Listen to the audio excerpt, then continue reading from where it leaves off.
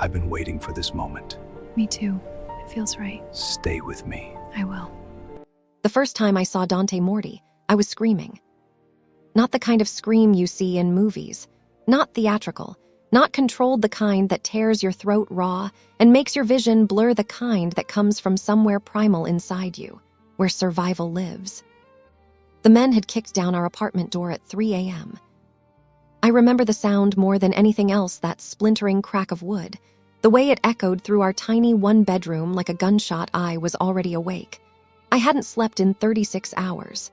So when they came, I was sitting on the kitchen counter in my pajamas, staring at bills I couldn't pay, watching numbers that seemed to mock me.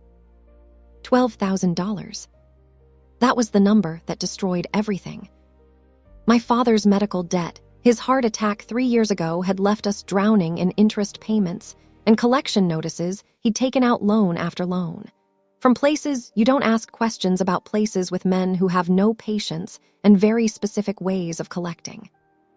Ella Morno? The largest of the men didn't ask it like a question. He already knew the answer. He had a scar that split his left eyebrow in half, and his knuckles were wrapped in old tape, like he'd spent the morning punching something or someone. I couldn't speak. My voice had disappeared somewhere between sleep and nightmare. "Your father owes us money," he continued. Stepping closer, his shadow filled the kitchen. $12,243. He was given a deadline. That deadline was 3 months ago. "I know," I whispered. "I know we're paying every week we pay." "You're paying interest." Another man said. He was thinner, older, with dead eyes that looked right through me. "You're not paying the principal. You're not paying anything that matters." The largest man, the one with the scar, pulled out his phone. "Mr. Morty wants to see you." The name hit me like a physical thing. Dante Moretti, even whispered in our kitchen at 3 a.m. The name was enough to make my skin turn to ice. Everyone knew about Dante Moretti. You didn't know him personally. People like him didn't associate with people like us. But you knew about him the way you know about storms. You heard the warnings, you saw the damage, you understood that certain forces of nature were beyond your control. And if they ever decided to notice you, you were finished. "I can get the money," I said, my voice shaking so badly the words came out fractured. "I can work. I have a job. I can." "You're coming with us." The scar-faced man reached for my arm, and something inside me broke. That was when I screamed. I screamed as they dragged me out of our apartment. I screamed as they threw me into the back of a black SUV that smelled like leather and cigarettes, and something darker. Something that smelled like power and consequence. I screamed until my voice gave out, until all that was left were sobs that shook my whole body. Through the tinted window, I watched our neighborhood disappear, the corner store where Mrs. Chen sold coffee, the park where I used to sit and pretend my life made sense, the apartment building that had been my entire world. They took me to a building I'd never seen before, downtown, near the river, where the buildings got taller and more expensive the closer you got to the water. The men escorted me through a private elevator to the top floor. And that's when I saw him. Dante Moretti stood with his back to me, looking out at the city like he owned it. Maybe he did. The office was all dark wood and chrome, with floor-to-ceiling windows that showed the entire skyline. Lightning flickered in the distance. A storm was coming. He didn't turn around when I entered. "Leave us," he said, and his voice was soft. That scared me more than anything else. A voice that soft shouldn't belong to someone that dangerous. The men left, the door closed, and I was alone with the man whose name made people disappear. He still didn't turn around. I could only see his silhouette. Broad shoulders in a black suit, dark hair that looked like it had been slicked back with care and money. He was tall even from across the room. I could see that, tall and built like someone who didn't need to prove anything to anyone because everyone already knew. "Your father borrowed from me," he said finally, his voice carrying an Italian accent that rolled over certain words like honey. "Do you understand what that means?" I didn't answer. I couldn't answer. "It means he signed a contract," Dante continued, still not turning around, "a contract that said if he couldn't pay, There would be consequences. Do you know what those consequences are, Miss Morno? My hands were shaking. I clasped them together, so hard my nails dug into my palms. Please, he's sick his heart. I don't care about his heart. Now he turned. And I understood, for the first time, why people feared him. It wasn't just the face, though it was the kind of face that stopped you in the street. All sharp angles and dark eyes that seemed to see through skin straight to bone. It wasn't the suit or the money or the power that radiated off him like heat from a fire. It was something in his expression, something that said he had decided who lived and who died, who mattered and who was disposable. And he had made peace with those decisions long ago. He walked toward me, and I tried not to flinch. "Do you work?" he asked. "What?" The question was so unexpected I answered without thinking. "Yes, I work at Hartley, and Associates. I'm a secretary. How much do you make?" $45,000 a year. He smiled. It was the worst thing I'd ever seen. A smile without warmth, without feeling, like his face was performing an action his body had learned, but his mind had never understood. "You can pay me 40% of that every month for the next 3 years, and we'll call it even," he said, or. He let the word hang there, heavy with implication. "Or," I whispered. "Or I take it in other ways." He was right in front of me now, close enough that I could smell him. Expensive cologne and something underneath it. Something that smelled like cigarettes and danger. "Your father has a store. I could take that. Your mother. Where is your mother?" "Dead," I said quickly. "She died 5 years ago." He nodded, like he already knew this, like he knew everything about me. Every weakness, every vulnerability, every person I loved who could be used as leverage.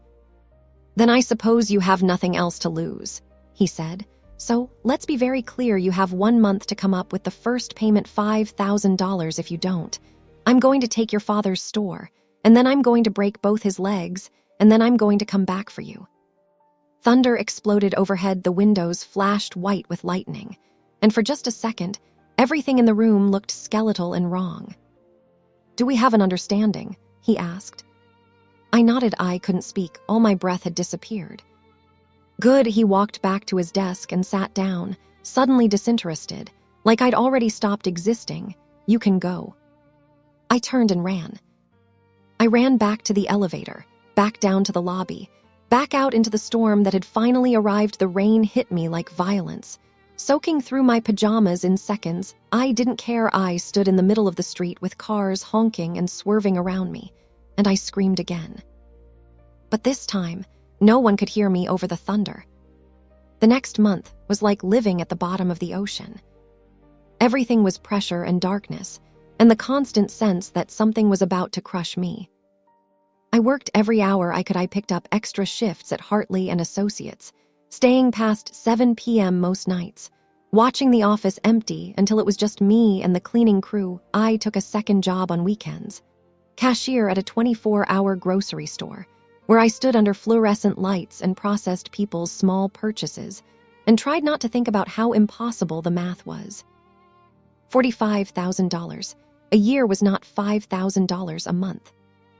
Even when I picked up every extra shift I could find, even when I cut my own expenses down to nothing, no coffee, no new clothes, no dinners out, I could barely scratch together $3,000, and that was $3,000 I was stealing from my father, money he needed for his medication, for the rent on the small apartment we downsized to after losing the bigger one. With 3 weeks left, I was still $2,000 short.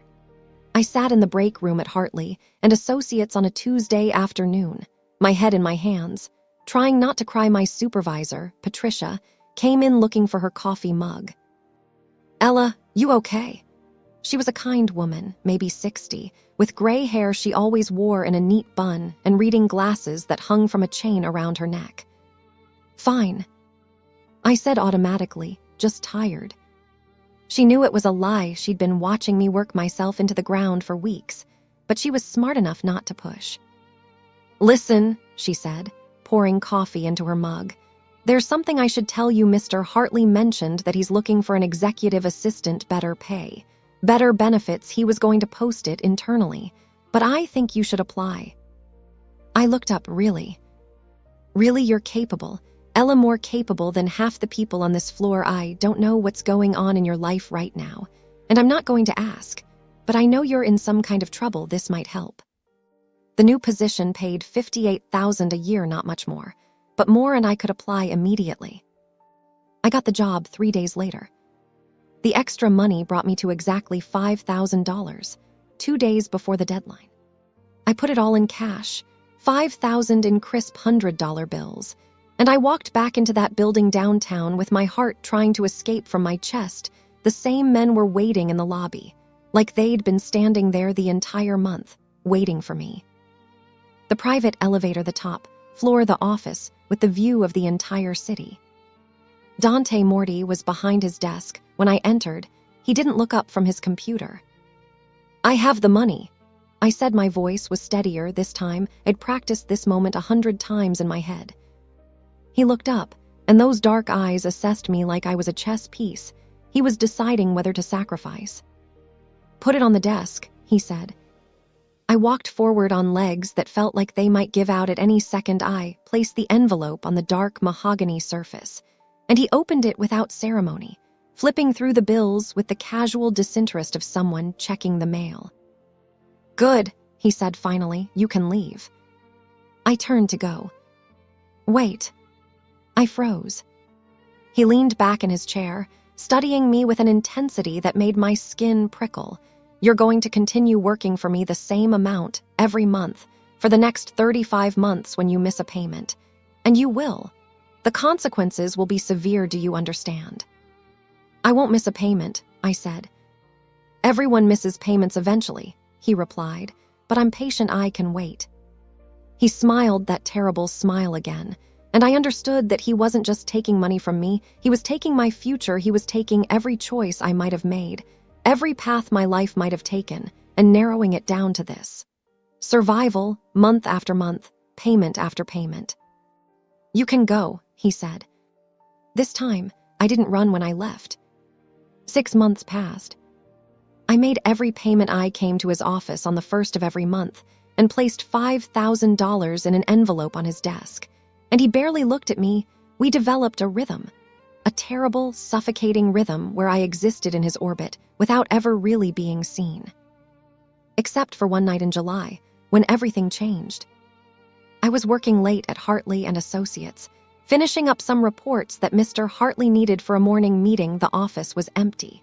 Just me and the night security guard somewhere in the building. I was so focused on the spreadsheet in front of me that I didn't notice when the elevator dinged. I didn't notice when Dante Moretti walked into the office. I only realized he was there when his shadow fell across my desk. "It's 11 p.m., he said. I jumped so hard I nearly fell out of my chair. "Jesus, you scared me." "You shouldn't be here alone this late," he said. He was wearing a black suit as usual, but his tie was loosened, and his shirt was unbuttoned at the collar. It was the first time I'd ever seen him look anything less than perfectly put together. "I had work to finish," I said, my heart still racing. "What are you doing here?" "I own part of this building," he replied. As if that explained everything. I was upstairs. I saw the light on. He approached my desk, and I had to force myself not to lean back away from him. He was close enough that I could smell him. That same cologne mixed with something else, something that smelled like whiskey and expensive cigars. "You're devoted to your work," he observed, looking at the spreadsheets on my screen. "I'm devoted to making my payments," I corrected. Something flickered in his expression, amusement maybe, or irritation. "Is that all you're devoted to? Surviving? What else is there?" The question came out sharper than I intended. "You took my choices away. You turned my life into a calculation, so yes, I'm devoted to surviving it." He stared at me for a long moment, and I wondered if I'd just made a terrible mistake. But instead of anger, what I saw in his face was something harder to name, something that looked almost like recognition. "Come with me," he said. "Absolutely not." That wasn't a request. I stood up, gathering my things. "I've done everything you asked. I've paid every penny. I don't owe you anything else." "You're right," he said. "You don't owe me anything, but I'm asking anyway." There was something different in his tone, something that sounded almost like sincerity, and maybe That's why I made the mistake of going with him. The private elevator took us to the rooftop of the building. It was a warm night, and the city spread out below us like a circuit board of lights and movement from up here. It all looked beautiful from up here. You couldn't see the crime, the desperation, the damage. I come here when I need to think, Dante said. He pulled a cigarette from his jacket and lit it, the flame briefly illuminating his face. Do you know what I think about? I can't imagine, I said. I think about the choices I've made, he said, about the people I've hurt, about whether it was worth it. I didn't know what to say to that. Your father came to see me, he continued. 3 months ago, he asked me to forgive the debt. He said he'd made a mistake, that he shouldn't have borrowed money he couldn't repay. My throat went tight. What did you tell him? I told him the debt was your responsibility now that you were paying it off, and I was satisfied with your progress. He took a drag on his cigarette. He cried, did you know that? A man, 62 years old, crying in my office. It made me feel something I haven't felt in a long time. What? I whispered. Human, he said. Everything changed on a Tuesday in August. I was leaving work, my old job at Hartley and Associates, the one I'd quit 3 weeks ago to work directly as Dante's executive assistant. The new position paid $120,000 a year, and he'd offered it to me so casually, it seemed almost like a joke, but I wasn't in a position to refuse anything he offered. My new office was on the same floor as his. I could hear him through the walls sometimes, speaking in rapid Italian on the phone, his voice carrying the same dangerous softness it always had. On this particular Tuesday, 2 of his men were waiting for me in the parking garage, not the scary ones from that first night. These were different. Younger, professional-looking, with the kind of faces that could disappear into a crowd. Mr. Morty wants to see you. One of them said. It was a statement, not a request. I followed them to a black car with tinted windows, the same kind they'd taken me in that first terrible night, but this time, instead of driving downtown, we drove north out of the city into the hills. The mansion was the kind of thing you saw in movies, 3 stories of cream-colored stone, with enormous windows and ivy crawling up the walls. It was set back from the road, surrounded by trees, invisible from the highway, the kind of place that existed outside the normal world. Dante was waiting on the front steps. Welcome, he said, and there was something almost gentle in his voice. I wanted you to see where I live. Why? I asked. Because you're going to be spending a lot of time here, he replied. It happened so fast. One moment he was showing me through the mansion, the library with its floor-to-ceiling shelves, the kitchen that looked like it belonged in a restaurant, the master bedroom that was bigger than my entire apartment. And the next moment his phone rang. He answered it, listened for maybe 5 seconds, and his entire body went rigid. I'll be there in 20 minutes, he said, and ended the call. What happened? I asked. Police raid, he said, already moving toward the stairs. One of my warehouses. I need to go. What do you want me to do? He stopped, looking back at me with an intensity that made my heart skip. Stay here, don't leave, don't call anyone, just stay. And then he was gone. I stood in that enormous mansion, alone. For the first time, understanding that I was trapped, not imprisoned. The doors weren't locked, but trapped nonetheless, because I had nowhere to go, because if I ran, he would find me, because I had stepped into his world, and there was no stepping back out. I spent the night exploring the mansion like it was a museum dedicated to the life of a stranger in his study. I found photographs Dante as a young man, before whatever had happened to make him this way, standing with an older woman, his mother, maybe, and a younger man who had his eyes. I found the kitchen at 3 a.m. and made coffee, just to have something to do with my hands. I found myself in the master bedroom, looking at the enormous bed with its Egyptian cotton sheets and silk pillows, and I thought about running not out of the mansion, out of the city, out of the country, some place where men like Dante Moretti couldn't find you. But I already knew it didn't matter how far you ran. Some people had the resources to follow you anywhere.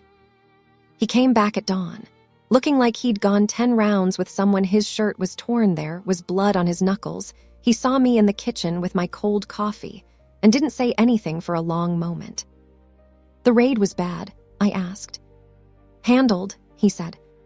Your hand. It's fine. He poured himself a glass of whiskey, even though it was 6 a.m., and he drank it standing up, looking out the kitchen window at the woods surrounding the mansion. The police are going to be watching me more carefully, he said finally.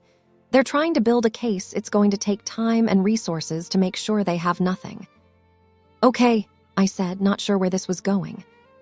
He turned to face me. I need an alibi, he said. Someone credible who can testify that I was somewhere else during the warehouse incident, someone whose word people would believe. I understood, suddenly, what he was asking. You want me to lie?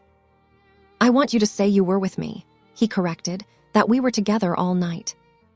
But that would, if I'm caught lying to the police. You won't be caught, he said. I have lawyers that cost more than your annual salary, you'll say it, and it will stand up, and it will save me years in prison. I looked at him, really looked at him, and I saw how tired he was, how the ruthlessness was just a mask, thin and fragile, covering something much more complicated underneath. Okay, I said, I'll do it.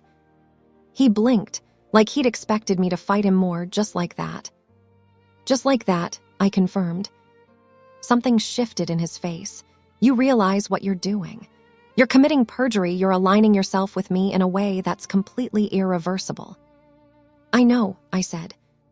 Then why would you do that? I didn't have a good answer, not one that made sense, but the truth was, somewhere in these 6 months of payment and survival, something had changed in me. I had stopped seeing him as a monster and started seeing him as a man who was ruthless and dangerous. Yes, but also a man who had shown me something unexpected that night on the rooftop. A moment of vulnerability that suggested he was capable of more than just cruelty. Because, I said carefully, I think you're not just the worst person you could be. He laughed, and it was a real laugh, the first genuine emotion I'd heard from him. You're a terrible judge of character, Ella. Probably, I agreed. But that alibi required something more than just my word. The police were thorough. They were building a case that was going to be airtight, and my vague statement that we'd been together all night wouldn't be enough. They would want details, they would want consistency, they would want the kind of evidence that came from proximity. So Dante made a decision. You're going to move in, he said, 3 days later, as we sat in his study at the mansion. Move in where? I asked, though I already knew. Here with me, you need to be documented as living here. There need to be records. Your address on your driver's license, bills in your name sent to this address, security camera footage of you coming and going by the time the police get their warrant to look deeper. It needs to look like you've been living here for months. That's elaborate, I said. That's survival, he corrected. I'm not going to prison because the police got lucky, and I'm not going to let you go back to your apartment and become a liability. So I moved into the mansion. Not into his bedroom. That would have been too much, even for him. Instead, I was given a suite of rooms on the opposite end of the mansion, a bedroom, a bathroom, a small sitting area, my own kingdom, locked away from his. Except that it was still his mansion, still his property. I was still, in every meaningful way, his prisoner. The fact that my cell had a high thread count sheets and original artwork on the walls didn't change the fundamental nature of the arrangement. The first week was strange and stilted. We'd see each other in the mornings, him getting coffee before heading to whatever dark business occupied his days, me trying to figure out what a live-in executive assistant actually did. We'd have dinner together most nights, formal and awkward, with staff serving us food I was too nervous to enjoy. But by the second week, something had shifted. It started small. He'd come home stressed from whatever meeting he'd had, and I'd find him in the library, and we'd end up talking not about the debt, not about the alibi, but about other things, real things. He told me about his childhood in Sicily, about the father who had wanted him to be a priest, about the moment he'd realized that power was the only currency that mattered. I told him about my mother, who had died of cancer when I was 16, about how I'd watched my father fall apart after that, how the debt had been his way of trying to fill the hole she left behind. These conversations happened after midnight, in rooms lit only by lamplight, and the glow of the city outside the windows. They happened in whispers. Like if we spoke too loudly, we might break whatever spell had been cast. And slowly, without either of us quite acknowledging it, the dynamic between us began to change. It happened on a Thursday night in September. I was in the library, curled up in one of the leather chairs, reading a novel I'd found on the shelves, historical fiction. A love story between a duchess and a stable boy, all forbidden passion and impossible circumstances. Dante found me there at midnight. He'd been out, and he came in still wearing his suit, still carrying the weight of whatever had happened in his world. "What are you reading?" he asked. I showed him the cover, just something I found. "It's probably terrible." "Is it?" He settled into the chair across from me, suddenly looking exhausted in a way he rarely did. "It's a love story," I said carefully. "Between two people who probably shouldn't be together. Everyone would think it was a disaster if they knew about it." He was quiet for a moment, but it's not a disaster. "No," I said in the story. "It's the only thing that makes sense." He leaned back in his chair, and in the lamplight, his face looked younger, less hard. "You know this can't go anywhere, right? This thing that's happening between us." I set my book down, my heart suddenly beating very fast. "What thing?" "Don't play stupid," he said, but there was no malice in it. "I can see it, I feel it, and it's a mistake. You're my employee. You're also, technically, still paying off your father's debt. The power dynamic is completely wrong." "I know," I whispered. "And yet," he prompted. "And yet," I said, "I think about you all the time. I dream about you when you come home at night. I listen for your car from my room. I know that's insane. I know I should be terrified of you, but I'm not. I'm terrified of how I feel about you." He stood up abruptly. "Don't say things like that." "Why not? It's true." "Because I can't." He stopped, running a hand through his hair. "Ella, I'm not a good person. I've done terrible things. I've hurt people. I've made decisions that ended lives. You can't love someone like that." "I'm not asking for permission," I said, standing to face him. "And I'm not asking you to be good. I'm just asking you to be honest. Tell me you don't feel the same way." He couldn't. Because he did feel it. And we both knew it. It was there in the way he looked at me, in the way he'd started leaving his study door open, so he could hear me moving around the mansion, in the way he'd changed the dinner routine, so he could come home early and eat with me instead of eating alone. "This is a disaster," he said finally. "Probably," I agreed. And then he kissed me. It was nothing like I expected. It wasn't gentle or tender or any of the things I'd imagined romantic moments should be. It was fierce and desperate. Like he was trying to consume me. Like he was afraid I would disappear if he didn't hold on tight enough. His hand came up to cup my face, his thumb brushing against my cheek with surprising tenderness. When he pulled away, his eyes were closed, like he couldn't bear to look at what he'd just done. "We can't do this again," he said. But we did. Again and again and again, in the library, late at night, in the kitchen, when the staff wasn't around, in his car. As he drove me to the city for various appointments, we existed in this strange liminal space, where we were together in private, but completely separate in public, where no one knew what was happening between us. And I was happy, which terrified me more than anything else. October was perfect and terrible. The leaves turned golden and red, and the mansion became something from a fairy tale. Romantic and dangerous in equal measure. I had stopped going into the office instead. I worked from home, handling Dante's emails and scheduling from a study on the second floor that had slowly become my domain, but mostly, I waited for him to come home. That's when I realized I was completely in love with him. Not the terrified infatuation of those first months. This was different. This was deeper. This was the kind of love that made my chest ache when he walked into a room. That made me want to do impossible things. That made me understand why people in stories sacrificed everything for love.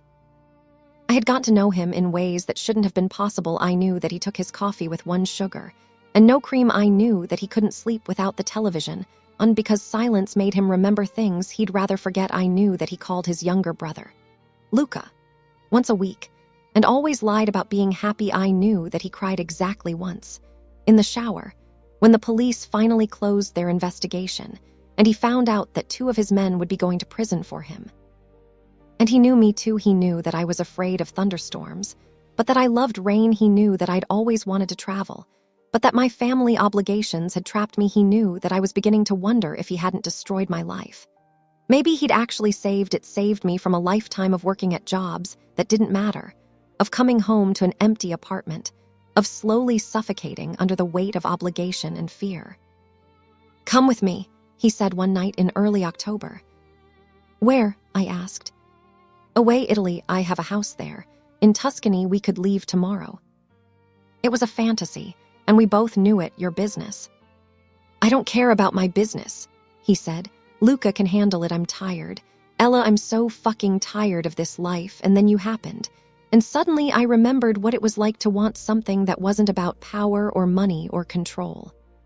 He was standing at the window of his bedroom, where I'd ended up more and more often, where we'd started to fall asleep together, his body curled around mine like he was trying to keep me safe from everything in the world except himself outside. The October wind was moving through the trees, making them dance. "If we leave," I said carefully, "they'll find us, the police, the families you've done business with. There's too much, you know." "I know," he said. "I just wanted to say it, just wanted to imagine it, even for a second." I turned to face him in the darkness. His face was just a collection of shadows. "Maybe we have time," I said. "Maybe we don't need to run away. Maybe we just need to be patient." "I've never been patient," he said. "I've never been willing to wait for anything." "You're waiting now," I pointed out. "You waited 6 months to kiss me. You're waiting every day to make sure I'm safe. You're choosing to be a better version of yourself, even though it goes against everything you are." He pulled me close, his forehead resting against mine. "I'm going to ruin you," he whispered. "That's what's going to happen. I'm going to love you so much that you forget to take care of yourself. I'm going to involve you in this life in ways that will permanently damage you, and I'm going to do it willingly because I'm too selfish to let you go."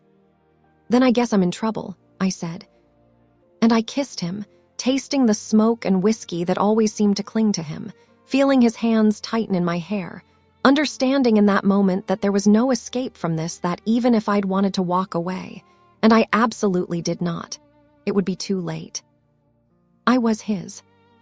And more terrifying and wonderful than anything else, he was mine. But in the fairy tale, this is where the darkness arrives. It was a phone call that changed everything. Dante took it in his study, and I could hear his voice getting louder, more dangerous by the time he came to find me. All the softness had drained out of him. He was the man from that first night again. The cold, untouchable, merciless version of himself.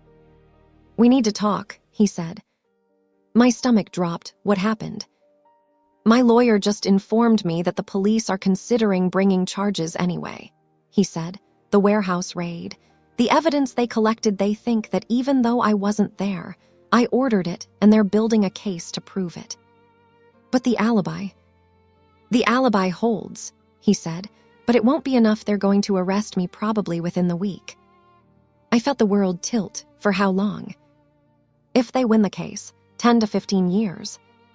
The room seemed to get smaller. No, that's not. There has to be something."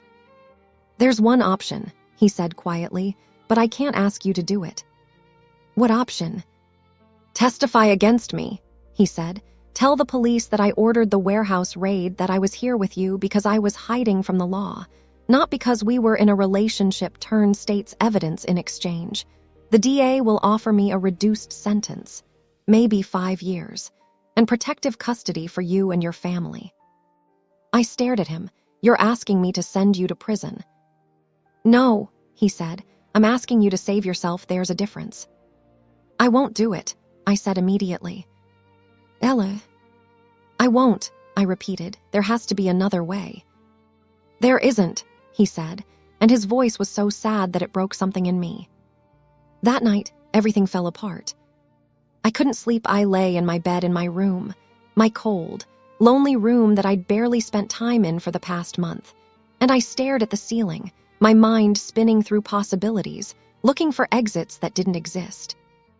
By 3 a.m., I'd made a decision. I dressed carefully, in the dark black clothes, inconspicuous. I didn't pack a bag. That would have triggered the security system. But I did take the emergency cash I'd been quietly accumulating for months just in case. The mansion had excellent security, but it was designed to keep people out. Not an I knew the codes, I knew which cameras had blind spots, because I'd helped Dante optimize the system for his safety. I was halfway down the main stairs when his voice stopped me. "Where are you going?" He was standing in the entrance hall, still fully dressed, like he hadn't bothered trying to sleep either. "Away," I said. My voice sounded strange to my own ears. "I'm going to take some of the money I've saved, and I'm going to disappear far enough that the police can't trace me, far enough that I can't testify against you without my testimony. They don't have a case, you walk free." "That's insane," he said. "Probably," I agreed, continuing down the stairs, "but it's better than the alternative." "Ella, stop." He moved toward me, his hand reaching out. I kept moving. "I'm sorry, I know this is dramatic and impulsive, and everything that's wrong with me, but I love you. And I won't watch you destroy yourself to save me, so I'm leaving, and you're going to let me go." "No," he grabbed my arm, pulling me to a stop. "You're not leaving, and not for this. We'll figure something else out." "There is nothing else," I said, pulling away from him. "Don't you see? This is the only option where we both survive, where I'm not sending you to prison, and you're not eventually having to watch me testify against you. We just end it here now, clean." "I can't." His voice broke. "I can't lose you." I looked at him, really looked at him, and saw the fear in his face, the vulnerability, the desperate hope that I might stay, and it nearly broke me. "You're not losing me," I said. "You're setting me free, and I'm setting you free maybe someday, if you ever get out, if you ever stop being caught in this life. Maybe we'll find each other again, but not now. We can't be together and have you survive this." "Then we'll run," he said. "Italy, Spain, anywhere I have money. Ella, I can buy us another life." I wanted to say yes, God. I wanted to say yes, I wanted to leave with him and never look back and let the world burn, but I also knew that eventually the world would catch up with us, that he would spend every day looking over his shoulder, that his enemies would follow us, that my father would be dragged into the mess. "I love you too much to let you do that," I whispered. And then I left. I walked out of that mansion and into the October night, and I didn't look back. I heard him shouting after me. But I didn't stop. I made it to the gate before the security guards could be called, and I was walking down the main road toward the highway with my heart shattered in my chest. A truck picked me up within minutes. The driver was kind and didn't ask questions. He took me as far as the next town, and I used the cash to buy a ticket on a Greyhound bus heading south. I had given my family my entire savings, enough to keep them safe, enough for my father to pay off his medical debt without any more loans. I'd left a letter with Dante explaining everything, explaining that I couldn't be found, that he needed to protect himself by breaking all connection to me. And then I disappeared. 18 months later, I was working at a small coffee shop in a town in North Carolina that nobody knew about. It was quiet, peaceful, exactly the kind of life I'd imagined I wanted. I had my own apartment. I had friends, real friends, not people I'd manufactured as part of a cover story. I had learned to be happy, or at least something close to it. The news came through my phone one morning while I was opening the shop. Dante Moretti had been arrested. The article detailed his indictment on charges related to racketeering, money laundering, and the warehouse raid. It said he'd plead not guilty. It said his trial was set to begin in 6 months. There was a photo of him in a suit, being escorted from a federal courthouse, and even through the pixelation of a news article, I could see how much the past 18 months had aged him. He looked harder, meaner, like he was reverting to the version of himself that I'd first met.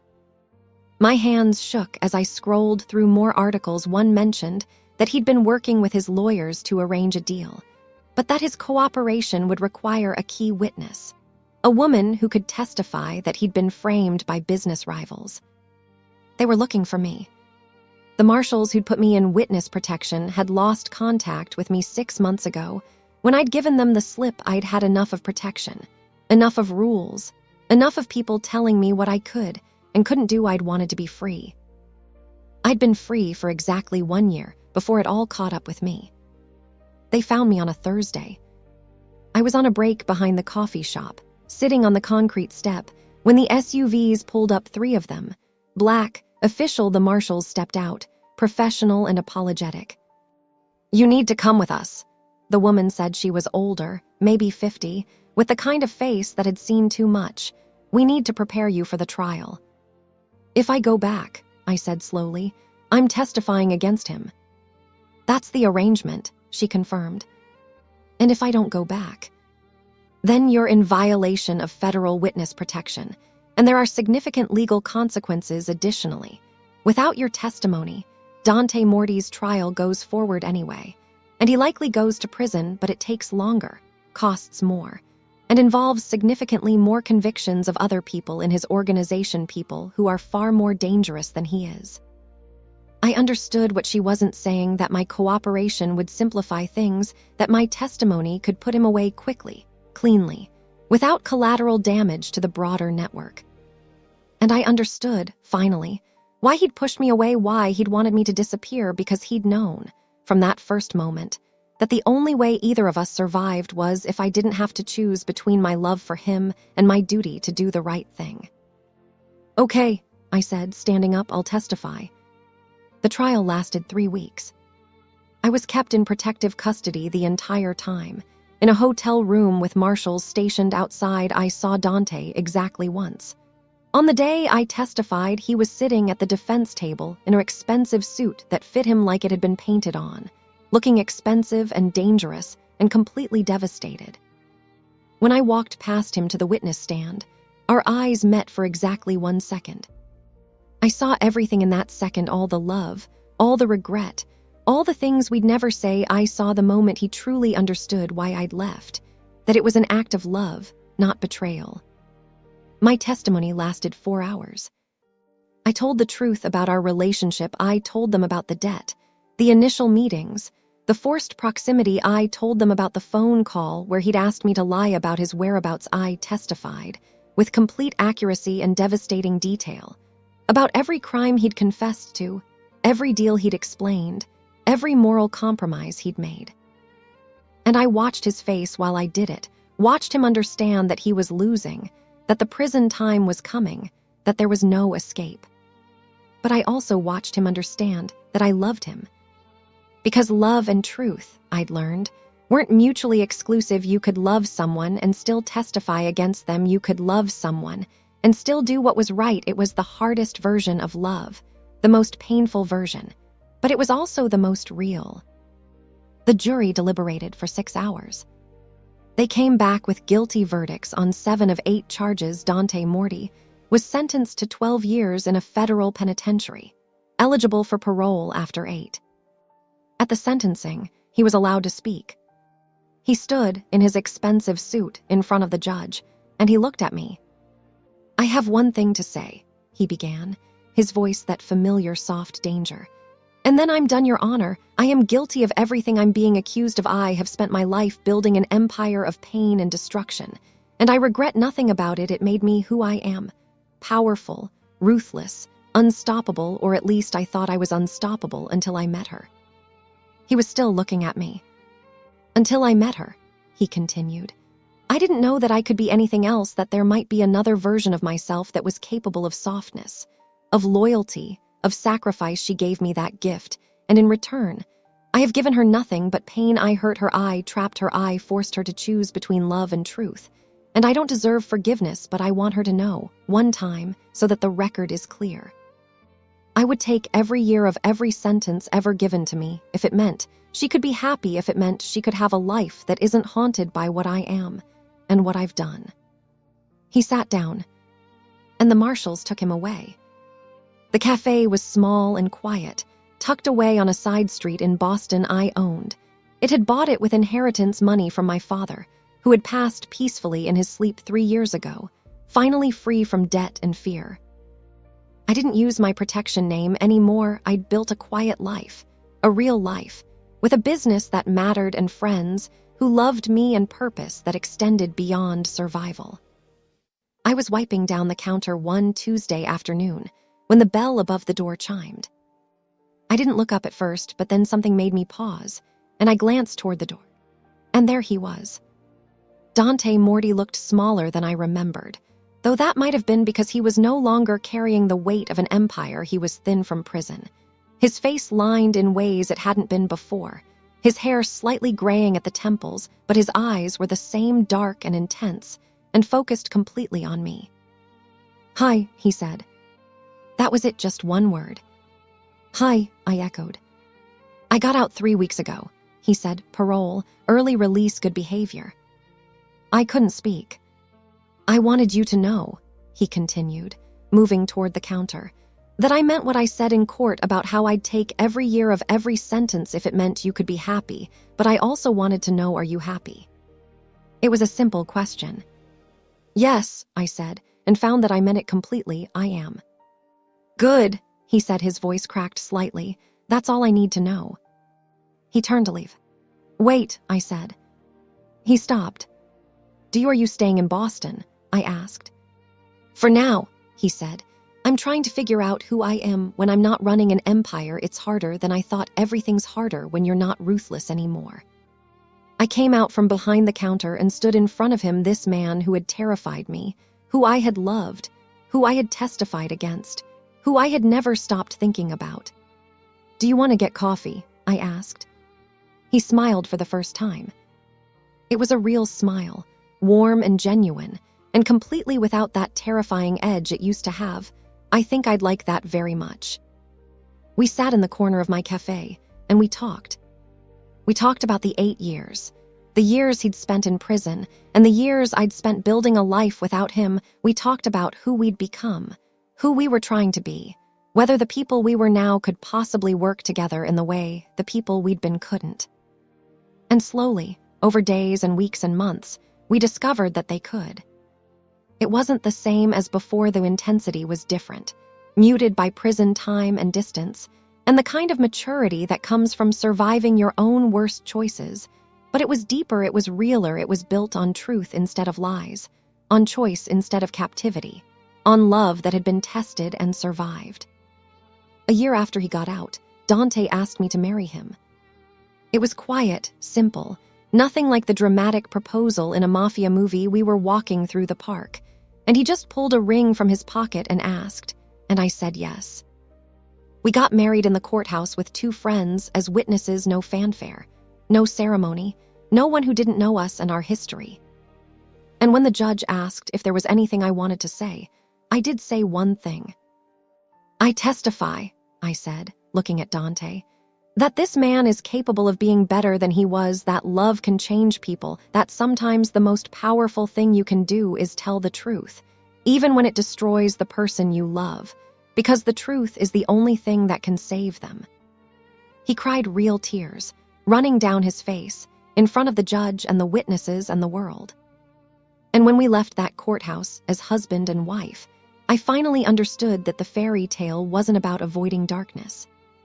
It was about finding someone in the darkness who wanted to become someone better, and being willing to wait, to sacrifice, to tell difficult truths, until he did.